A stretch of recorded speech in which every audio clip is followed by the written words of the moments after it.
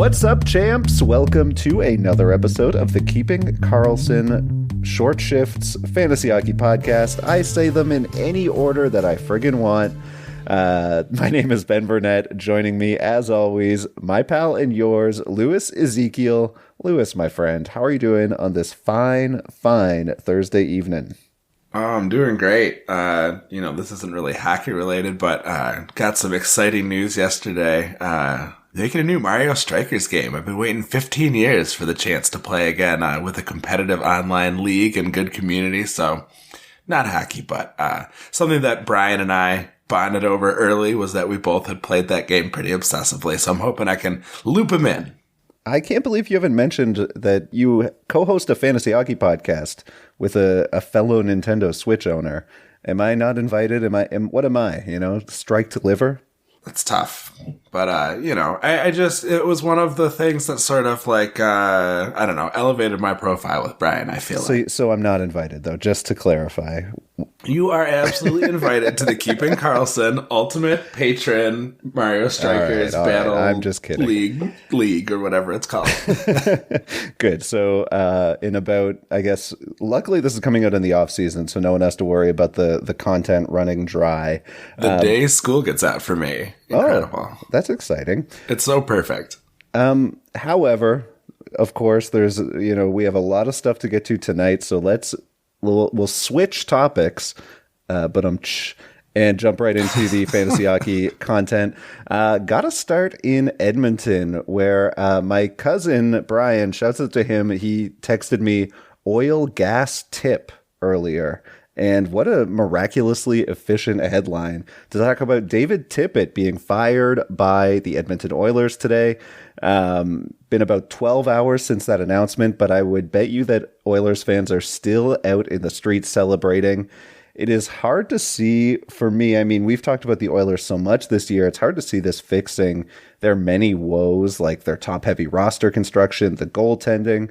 But that's all Jay Woodcroft's problem now. He got the call up from the Oilers AHL squad, where he's coached the past few seasons. Obviously, the Oilers have been a topic of fascination for us. I would guess, it's hard to draw many conclusions since the Oilers don't play until tomorrow, or I can't recall if it's tomorrow or Saturday. But they do play 5 times next week. So we have a lot of Woodcroft action coming up. But we are going to be guessing a little bit here. I think that, one thing I'm feeling confident in is it's Mike Smith's net, at least until, his next injury flare up. I think the question is, will things continue as they have been on that top power play unit?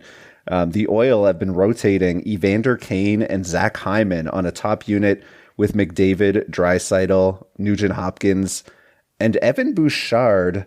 It's hard to know if Bouchard will stick there long term, but I would guess that they'll at least stick with that unit for at least a game or two for Woodcroft to kind of see. I would assume he doesn't try to rock the boat too hard early, but obviously check game day lines on Twitter to see the latest once the Oilers get a practice in. Obviously, 2 big names, though, Louis, stick out as omissions here, and that's Jesse Puljujärvi, who had been in a net front role on the top unit before the Kane signing, has gone completely cold, just 2 points in his last 10, now down to a 50-point pace on the season. We recommended dropping Puljujärvi when the Oilers had a light schedule for a few weeks, a month or two back. Now the Oilers have 5 games coming up next week, but it's not looking good for him deploymento-wise. And also Tyson Barrie, who is pointless in 10, basically a third pair, second power play guy now, looking like a Tampa Bay era Kevin Shattenkirk to my eyes. So, Louis, I guess the big question I have for you following the Woodcroft news, are Barrie and Puljujärvi both drops at this point? So, I think in terms of their potential moving forward, I think that you could make the argument that they are, but I think context-wise, maybe not drops, simply because, as you mentioned, they do have a lot of games coming up, and we don't really know what ultimately, the format of these lines are going to look like. I'm actually kind of bullish on Evan Bouchard. The coaching staff is familiar with him from his time in the AHL. Ian Gooding from Dauber was talking on Twitter, and somebody asked, about Barry, who we had on our cold streak list before we even heard the news about Tippett's firing. And there was a similar question. And, he said, Barry's pretty close to being a drop.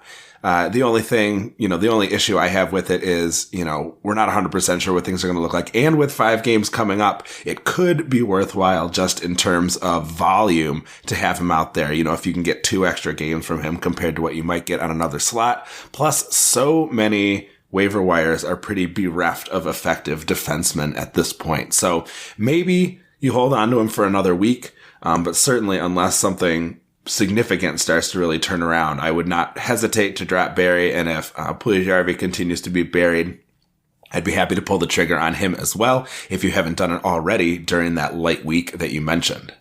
Yeah, I think with Barry, the upside is a bit higher just because we've seen what he can do when he's clicking with that top unit. And with Woodcroft being new, I do think that connection with Bouchard is interesting. And I agree, if Bouchard keeps his deployment on that top unit, I think he's somebody who you should be holding on to for the rest of the season. You should be trying to, if somebody happens to have not held on to Evan Bouchard for some reason, now would be your chance to grab him before, he potentially pops off. So I'm very bullish on Bouchard. I have Tyson Barrie in a league, and I'm going to hold on to him because of that upside through the 5-game week, see what the coach does. But if things are looking bleak after next week, then yeah, it's bye-bye Barrie. All right, well, let's transition over to Las Vegas. A lot of the talk in Vegas has been focused on the fact that Jack Eichel is going to be nearing a return to game action, and the Knights are going to have to figure out how to make that salary cap work. There had been a lot of discussion about Riley Smith or maybe Alec Martinez potentially being on their way out, but today we saw from Frank Saravalli, he was reporting that the Knights may put Mark Stone on long-term injured reserve for his nagging back injury, which would allow them to open space up for Eichel. And then, of course, if they give Stone plenty of rest and he's ready to go for playoffs, they can basically pull a Kucherov and get him back in the playoffs when the salary cap is no longer a concern. That back stuff has sounded really grim. Stone talked about the fact that he's been out of the lineup 4 times this season for back issues, including one time when he said the back seized up entirely. It sounds really horrible. It would be so tough to battle in along the boards when you're feeling that way. When Stone is healthy, he's been a point per game guy with 28 points in 28 games. So certainly this would be a big blow to his managers if it's true. You don't think about the cap gymnastics casualty being, the fantasy manager who had Stone. But that is, now that that's on the table, I think that's pretty concerning. What do you think? How nervous should these reports make Stone's fantasy managers? I think, I'm reminded of the Shea Weber situation a few years ago where Weber is chugging along, putting up a vintage Bangos friendly stat line throughout the whole season, putting up, on pace for 55, 60 points with a ton of shots, ton of hits, blocking. And then all of a sudden he gets a foot injury. And then that same week there are reports, oh no, Shea Weber may never play hockey again. Of course, that ended up being true a few years later.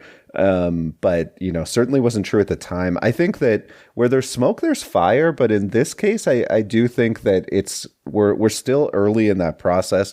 I'm definitely not panic shopping him yet, but I don't know.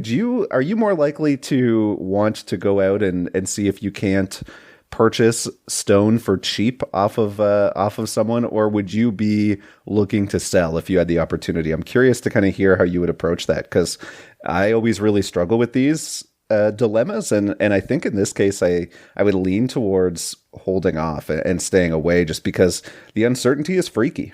Yeah, I'm actually surprised you asked, because I would not. I think going out to try to pick him up is a risk that is far too great.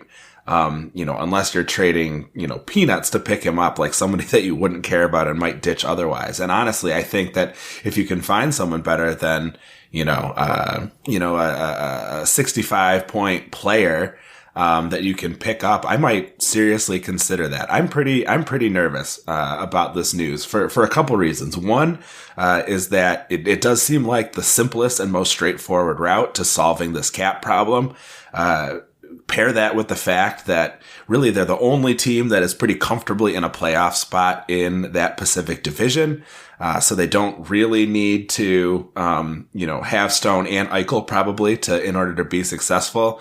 The injury sounds awful. And if I were Stone, I might want to take some time to let it heal up. And finally, I don't know why other teams would be super interested in going out of their way to be a dance partner for Vegas in a trade.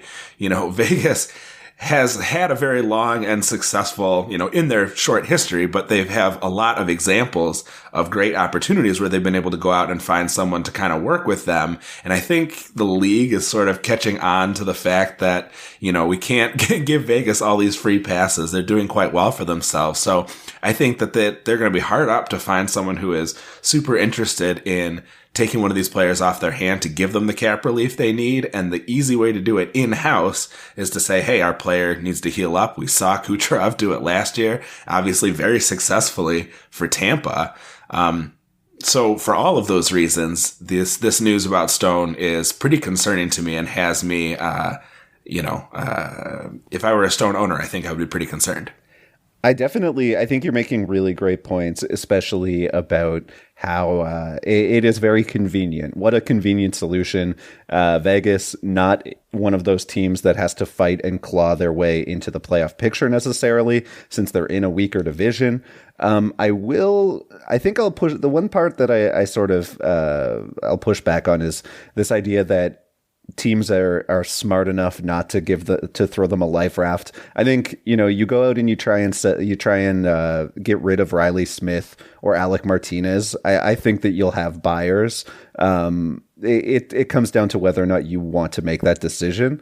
And unfortunately, we don't know what's going on in the Vegas front office, if they prefer to take one last shot with this core, as that does seem like the smarter route, right? So I think that I agree with you overall, but I think it's more so because Vegas is smart than their opponents have figured out that they should be avoiding dealing with this newish franchise at this point.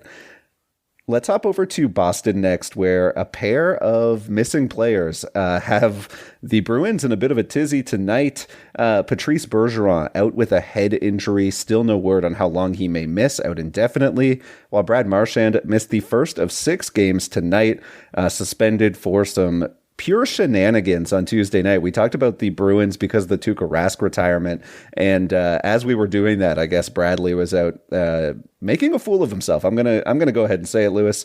Definitely a tough blow to fantasy managers fighting for those playoff lives. The Bruins ran out a Hall, Haula, and David Pastrnak top line, with Jake DeBrusk and Charlie Coyle joining Hall, Pastrnak, and McAvoy on the top power play unit. The Bruins were down 5-0. I believe that they got blanked tonight. 6-0. They lose 6-0. And I wrote this before the game started, but now it's going to look like I'm bandwagon jumping. But while Bergeron and Marchand are out, Boston kind of looks like a sneaky good team to target for goalie streams, since they are likely to struggle with offense until one or both of those players return. I don't feel like a genius for saying it, but don't you love when something that you write down immediately comes true? That's a good feeling. Definitely. Yeah. They kind of are like a cut rate Dallas right now, where they only really have one line that's capable of scoring, but it's not that super menacing top line that Dallas has. That's not a top line that, is quite as fearsome. And then everything after that is just really grim. I'm not super surprised to see what happened here with Freddie Anderson taking care of them. We already know that Carolina is solid defensively. I was a little worried because I had run out and picked up Jeremy Swayman. So this play from Ullmark has me feeling a little more confident about that move, but the goalies are going to have to show out, because you're absolutely right. I think the offense is going to be tough to find for a little while. And certainly, the number one thing on my mind is concern for Bergeron, because he's had concussions in the past. Such a great player, in another world when it comes to face-offs. And hopefully everything is going to go okay with him. And then as for Marchand, I think his shenanigans went from cheeky and fun when he was trying to block Crosby from being able to replace his stick after breaking it on a face-off, to obviously tragic, evil shenanigans when he went and punched Jari in the head and gave him the high stick. So petulant and embarrassing. I'll raise you. Oh yeah, definitely. I'm just trying to quote Super Troopers here.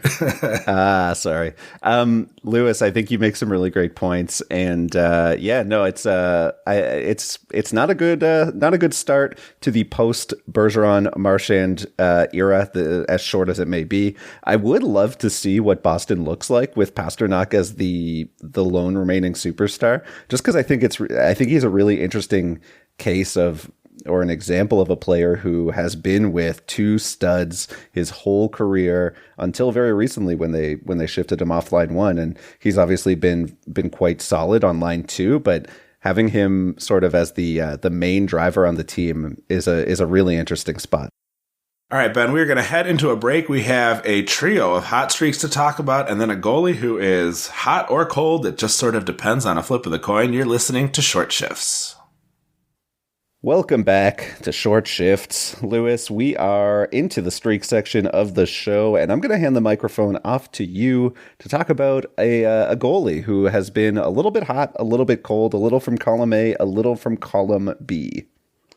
Yeah, absolutely. I wanted to talk about a goalie that Brian and Elon had talked about on Monday and said that one of their toughest calls this season, and one that we shared as well, by the way, was that the suggestion that GM should drop Marc-Andre Fleury after his and Chicago's disastrous start to the season. Based on their start, as well as, how the Oilers came out, flying high out of the gates in October, I bet you could have made a lot of money betting that a game in which the Oilers outshot the Hawks 41-30 would result in a 4-1 win for Chicago. But that's what happened. In fact, in Dave Tippett's final game, when he apparently bowed to Mike Smith's pressure and put him in to play that game on the second night of the back-to-back. And it was an opportunity for recent Short Shifts discussion topics, Brandon Hagel and Dylan Strome, to manage a goal and an assist each. Kirby Dach managed 2 points, 3 points for Alex DeBrincat. But I want to focus on Fleury here. And Fleury has been much better than when he started. It would have been almost impossible not to improve. But really lately, his story has been one of maddening inconsistency. That's why he's sort of in this hot-cold streak here. In fact, over his last 13 starts, every one of them has either been a quality start with a save percentage over .920, and in fact, 7 of those 8 quality starts have been .930 or higher, or they've been a really bad start with 5 starts below .850. It's been especially pronounced lately because he got a bunch of those quality starts in a row. More recently, he has 4 really bad starts broken up by 3 quality starts, including Tuesday night. This is a guy who's obviously been great for volume. He's starting 13 of the last 14 games, but the rates really have just been a crapshoot. And the uncertainty is further compounded by the fact that he's a likely trade deadline candidate, meaning that he could end up with fewer starts, many fewer if he ends up as a quality number 2 for a contender. But he could potentially see his rates improve on a better team. So I think that Fleury managers have kind of a lot to think about here. Do you think it's worthwhile cashing in on the idea? I know Brian often says that, he doesn't want to think about the potential landing places for goalies, but if you were maybe trying to shop Fleury and say, hey, he's going to end up, potentially on a better team here, do you think that you'd be interested in trying to sell him right now? I mean, yeah, I think I would sell for, you mentioned Brian and his hesitancy to predict landing spots, and I think that that's kind of where I'm at. So I think that, it's rare to see this in the NHL, but I do think that Fleury's one of those players who commands enough leverage that he can sort of pick where he goes. And from what's being said, it kind of seems like he doesn't want to leave.